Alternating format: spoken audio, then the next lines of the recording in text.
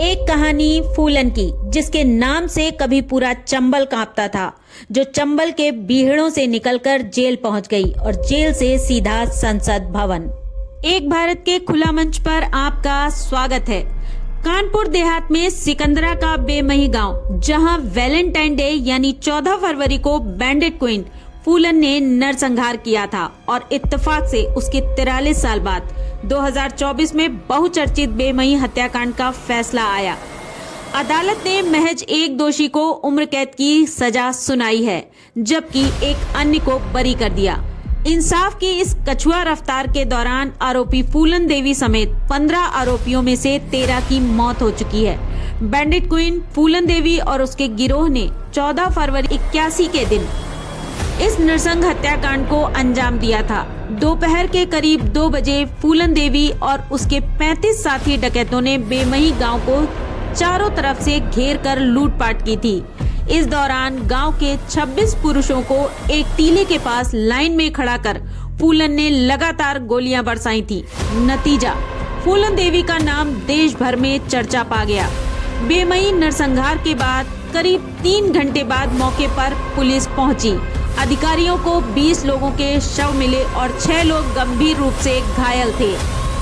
पहली चार्जशीट 7 अप्रैल 1981 को दाखिल की गई। गांव के ठाकुर राजाराम ने फूलन समेत 14 लोगों को नामजद करते हुए 36 डकैतों के खिलाफ FIR दर्ज कराई थी। बेमही कांड की देश के साथ विदेशी अखबारों में भी चर्चा होने से कानपुर देहात मीडिया की सुर्खियां बन गया। इसी मामले में कानूनी दांवपेच में उलझी प्रक्रिया के कारण 43 साल से सुनवाई चल रही थी।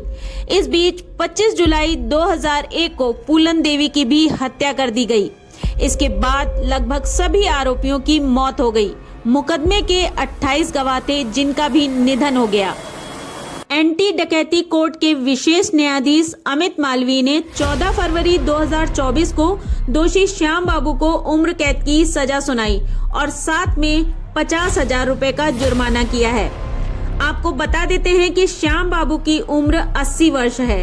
एक अन्य आरोपी विश्वनाथ को सबूतों के अभाव में बरी कर दिया गया। बचाव पक्ष के वकील गिरीश नारायण दुबे के अनुसार 24 नवंबर 1982 तक 15 आरोपियों की गिरफ्तारी हुई और आरोप पत्र दाखिल किए गए थे। वर्ष 2007 में आरोपी राम सिंह, रतिराम, भीखा और बाबूराम के खिलाफ आरोप तय हुए थे। 2012 में आरोपी पोषा, विश्वनाथ व श्याम बाबू के अलावा राम सिंह और भीखा पर दोबारा आरोप तय हुए थे।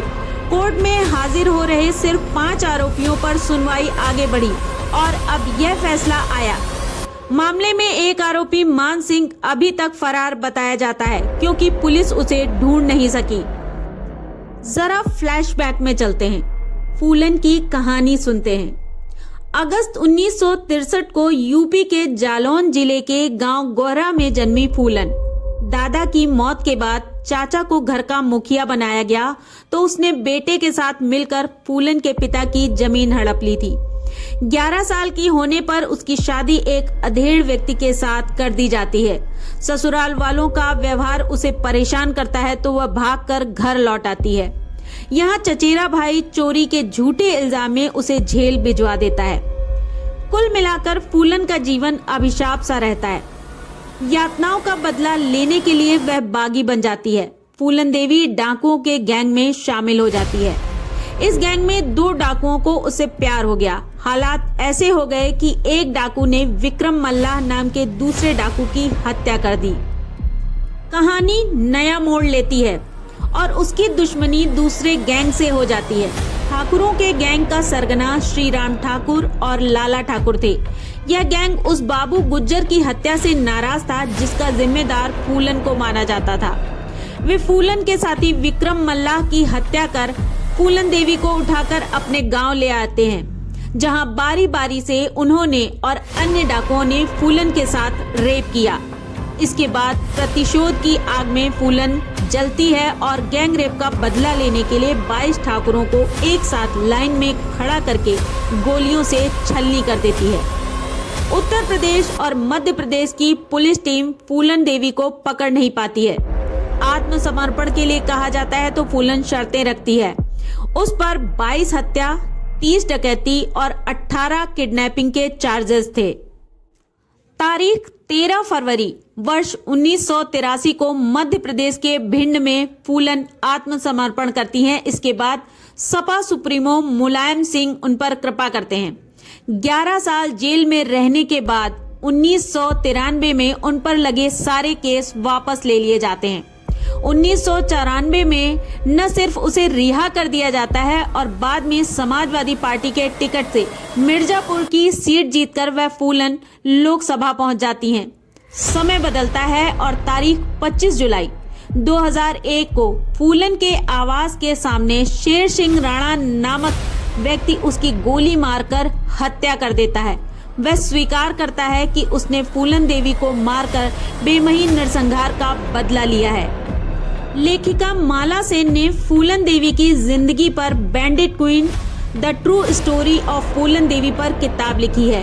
इसी पर 1994 में शेखर कपूर ने फिल्म बैंडिट क्वीन बनाई थी। फिल्म में सीमा विश्वास ने फूलन देवी का किरदार निभाया था।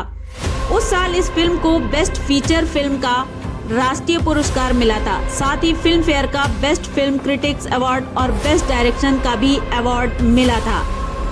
ऐसी ही रोचक जानकारी और अपडेट्स के लिए जुड़े रहें हमारे चैनल के साथ। भारत का सबसे बड़ा विचार, एक से एक भारत। लाइक करें, सब्सक्राइब करें और शेयर करें।